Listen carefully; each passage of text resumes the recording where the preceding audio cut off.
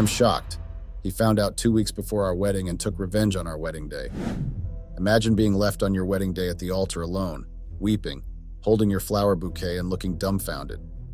You know the kind of feeling you get: pain, sadness, and a whole lot of emotions.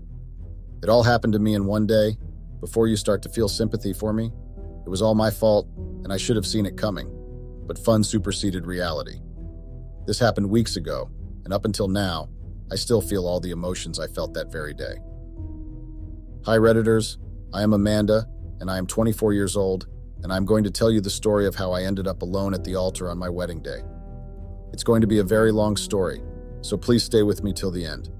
I am an only child and came from a poor family background. We barely had enough to feed on, not to talk of enough to pay for the rent. I managed to get into middle school on a scholarship because of my exceptional brilliance. Whenever I got back from school, I still had to help my parents, particularly my mom. My dad worked as a chauffeur for one of the rich men in our neighborhood, while my mom worked as a maid for the same family. Although I was ashamed of their job, I had no choice but to accept it. I got into a very prestigious high school also on scholarship. I tried grooving along with my classmates at school, but they separated themselves according to status. We had the upper class, middle class, and lower class. Funny enough, I was in the lower class because I got a scholarship and they somehow knew my family background.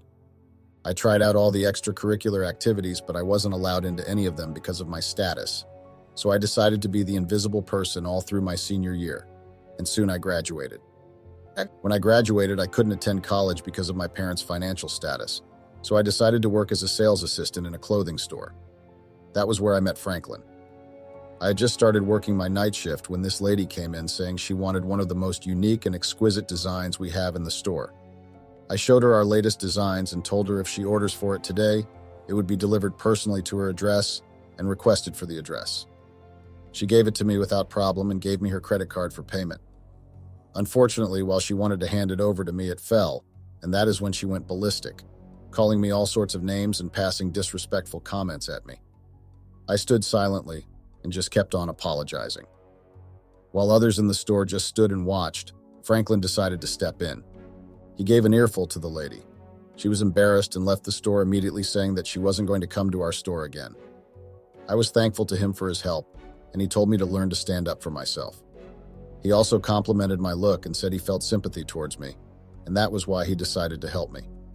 He also introduced himself and told me that he was into real estate and has a company of his own. From then on, our friendship started. He started coming more often and sometimes waited for my shift to end and dropped me home.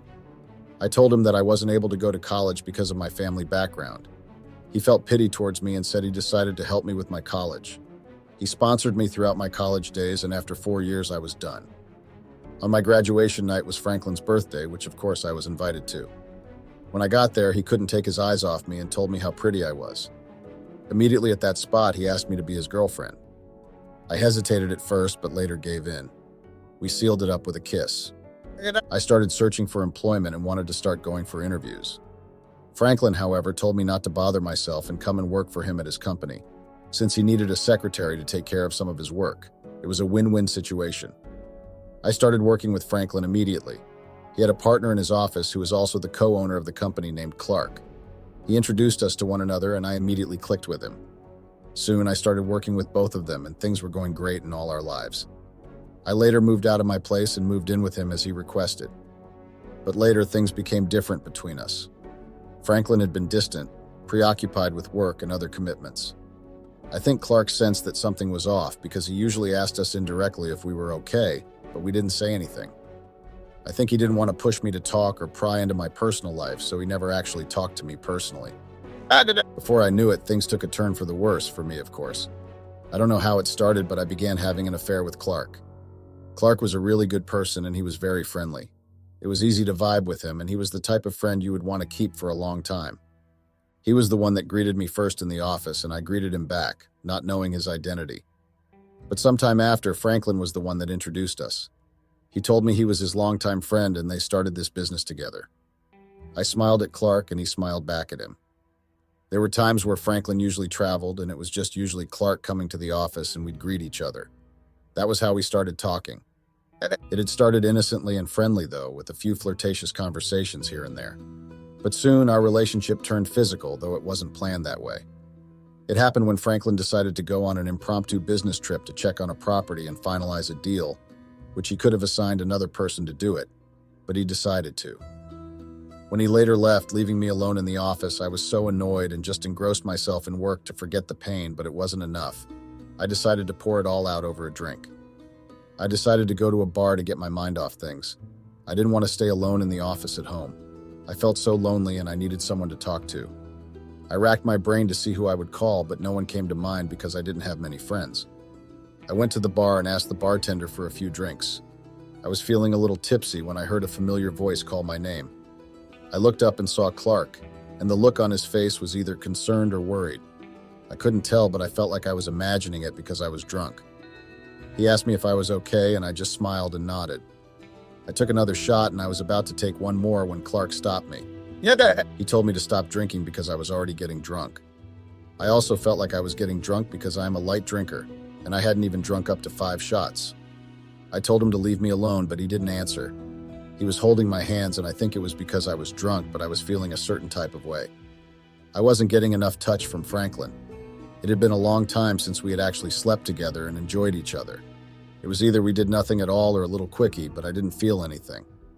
I think Clark realized he couldn't stop me, so he decided to sit with me and drink with me. He asked me what was wrong, and I didn't want to say anything at first, but I began spilling out how Franklin didn't have my time anymore and I felt lonely. Clark said he understood, and when Franklin got back from his trip, he would talk to him. I wanted to tell him not, but I didn't have the strength. I kept drinking, and Clark saw that I couldn't even stand anymore, so he stopped me. He told me it was time to go home, and I protested. I finally agreed with him, but I told him I could walk and didn't need help. I stood up and almost fell down, but he caught me and just laughed at me. He said if I was going to drive like this, I was going to get in an accident. He didn't drink much, so I'm guessing he was just a little tipsy. So he decided to take me home since I had my keys. When we got home, he placed me on the bed, but my arms were still wrapped around him. At that moment, I needed someone, and I didn't want him to leave. So I did the next thing that came to my mind. I still blame the fact that I was under the influence when I put my lips against his. I thought he was going to push me back, but he gave in and he kissed me deeply. It felt like heaven, and I didn't want that to end. Our clothes were off, and before I knew it, we ended up sleeping together. Although I didn't remember much, I knew I was the one who initiated it, and I wouldn't deny that he was very good in bed, and that was one of the best feelings I'd had. The next day when we woke up, we both felt weird and guilty, and for some reason I didn't regret it. I knew I wanted it, and I blamed Franklin because he never had my time and had slept with me for a very long time. Clark was feeling guilty for betraying his best friend. I know this because he told me and said he wanted to tell Franklin, but I told him not to. I was indifferent about the whole situation. I told Clark not to worry, and we didn't need to tell Franklin about this. It was his fault anyway, as he engrossed himself in work instead of giving me the attention I yearned for. I found myself wanting Clark more in a way that I never thought. It was weird. I couldn't help myself from having feelings for him. Deep down at first, I felt guilty for cheating on Franklin, but it was too late. Clark was giving me more things than Franklin was. He swept me off my feet, showering me with attention and affection that I had been missing in my relationship with Franklin. I kept trying to meet up with Clark, but for some reason he was avoiding me. One day, Franklin later decided to take me on a lunch date at a cafe where he suddenly proposed to me. I could have said no and ended things, but I still loved Franklin too. I didn't want things to end, so instead I said yes, and he slipped the ring into my finger while everybody else in the cafe applauded. As we sat back down in awkward silence, my phone buzzed with a message from Clark. I quickly glanced at the screen and felt a rush of excitement at the thought of seeing him later that night. But as I looked up, I saw the confusion in Franklin's eyes, and for a second I felt a wave of guilt washing over me, and felt a lump form in my throat as I struggled to find the right words. But I maintained my composure, and when he asked why my phone buzzed, I told him that it was a text from a friend of mine. He knew I had no friends and even got more confused, but I told him that I made friends with one of the office staff. He told me that he was happy I did and gave me a big smile. That night, I snuck out of the house while Franklin was deep in sleep to meet Clark at a motel not so far from our house. I felt a rush of excitement and fear at the same time as I got closer to the motel, leaving behind a sleeping Franklin, afraid that he might wake up. When I got to Clark, I told him that we had to hurry up as I needed to be back home before Franklin suspects. He said he wanted to apologize, that he had been avoiding me, but he just felt bad betraying his best friend. I told him it was okay and asked him if we could still be a thing because I wanted him, and I knew that with the way he looked at me, he wanted me. I only spent 2 hours with Clark before I went back home, and luckily for me, Franklin never woke up the whole time. I knew that this move was risky, and I had to come up with new excuses for me to sneak out and meet Clark. I wouldn't deny the fact that if I was to choose, I would pick Franklin any time, and Clark was just a fling that I enjoyed sleeping with. We started preparation for the wedding immediately, which was scheduled for the next 2 months. I insisted that we calm down a little and make it 3 months instead, but Franklin said he was in a hurry to make me his wife, not knowing that deep down I was only concerned about my illicit affair. But I didn't stop. Even though I was worried about this, I didn't let it get through me and continued looking for excuses to meet with Clark. I know he still felt guilty that we slept together. He was still trying to avoid me, but I used excuses of meeting with our wedding planner or dress fitting and cake tasting, which Franklin believed without a doubt, to meet with Clark. 2 weeks before the wedding, I went to my dress fitting for the final adjustment before it was going to be delivered, using that moment as a perfect getaway moment. I went to meet Clark at a nearby hotel as we had earlier discussed after my dress fitting. We had fun, and as usual, I slept with him again. He asked if I wasn't even feeling an atom of regret, but I told him I wasn't, and that I feel so happy being with him, unlike being with my would-be husband, and that I was only going to marry him for his money since he lacks passion. I was so happy that everything was falling in place, and I was getting everything I wanted, someone to satisfy me and someone that also had money, thinking Franklin would never find out about the affair, but little did I know that trouble awaits me. D-Day finally came. I woke up feeling so excited and happy that the day I was waiting for finally came. I took my bath, moisturized my skin, and literally doused myself in perfume. I styled my hair so nicely and did a very light makeup for myself. I wore my beautiful long white gown adorned with pearls around the waist and neck and set out to the venue. I got there, but Franklin wasn't there yet. I was scared, thinking something bad had happened to him, but I was calm after I saw him a few minutes later walking majestically. Franklin came in dressed in a nice tuxedo and looking dashing. I couldn't take my eyes off him, and the same could be said about him. He came closer and whispered to me that I looked so pretty. I smiled and blushed hearing him compliment me. The ceremony started quickly, and when it was time to read the vows and said our I do's, he stopped midway, turned to me and said all the sweet things anyone could say to their love. I felt so happy. Then he said that before he finished saying his vows, he had a surprise for me and I should enjoy it. I smiled, thinking that it was something nice, not knowing that it was doomed for me. He called the attention of everyone, and when he got them, he acknowledged the presence of both our parents and close relatives, including his friends. He told them about our first encounter and how it was love at first sight, and also our journey so far. He then said that he had a video to share. He gestured to Clark, and there was a big screen displayed at the back of the hall and a video projected towards it. To my utter disbelief, it was the video of my last meeting with Clark. I was dumbfounded, and everyone looked at me with disgust and disappointment, especially my parents who had high hopes for me. I couldn't say anything and just stood there frozen. Everyone left in disgust, and when it was the two of us, Franklin told me that he never for once doubted me and always trusted me. But 2 weeks ago, I broke the trust and the respect he had towards me. Apparently, after our last affair, Clark decided that it was high time he told Franklin, as he was feeling uncomfortable with the way we were betraying Franklin with our affair. This happened while I was in the office and they went for property surveying.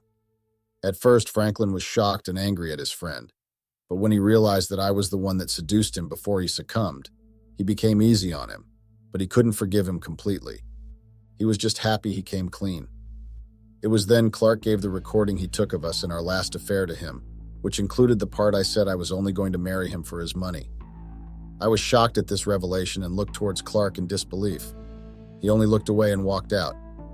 I would have never thought he could do this to me, but who am I to say that? Because everything he said was true. After revealing this to me, Franklin stormed off feeling so hurt as the betrayal was too much to bear. I was left at the altar crying as I realized that I was so stupid and hurt a poor guy. After all that happened, I didn't know how to face anyone and I cried at the altar. I don't know how many minutes passed, but I ran out and went back home to Franklin's house to see if I could beg him to forgive me because I couldn't lose everything when I just got it. Franklin was not around as expected, so I waited for him, but he didn't come home that day. I feel bad about what I did, and everything started hitting me that I was a monster for even breaking apart a friendship. Update. After the incident that happened, Franklin's finally showed up at home. I immediately got on my knees, not caring about anything, and I asked if we could start again. But he told me that he could not, because he can't overlook the fact that I had an affair even when I was preparing for marriage, and that too with his best friend. He told me that he was hurt and betrayed and his trust had shattered beyond repairs. I looked down in guilt and cried, holding his feet and begging him to give me another chance. He carried me up and told me that he truly and deeply loved me, but he couldn't give me another chance anymore, so he asked me to leave. I left in shame and decided to meet with Clark and maybe reconnect with him. When I got to his house, I started talking to him to confront him, and he said I had no shame. I told him why he went to betray me and tell Franklin about us, but he just shook his head and asked me if I could hear myself. He said I sounded like I didn't care about anything but myself. I know he was right, but I couldn't say anything about it. I asked if we could go back to how we were, but ignored me and asked me to work on myself. I didn't want to lose everything, and I told him to forget about it and let's move on with our lives, and maybe I could start all over again with him. He laughed and told me that he wouldn't allow that to happen, shouting at me that I had lost my sense of reasoning and self-respect. He also told me never to contact any of us again, as they had cut ties with me. I was also fired from work and told me not to bother meeting Franklin because Franklin already called him and said he didn't want to talk to me. He also told him to tell me that he had already asked someone to bring all my belongings to my parents' place. I felt like I had been stabbed multiple times, and the pain I felt became unbearable. He told me to leave his apartment and shut the door in my face. I took a few steps forward towards the elevator, and his words started ringing again in my head, and I fainted on the spot. And when I opened my eyes, I was in the hospital with Franklin with me. I felt happy at first, thinking he had forgiven me, but he said he only helped me for charity, and that he was only here because he was called by whoever helped me, as his number was on speed dial.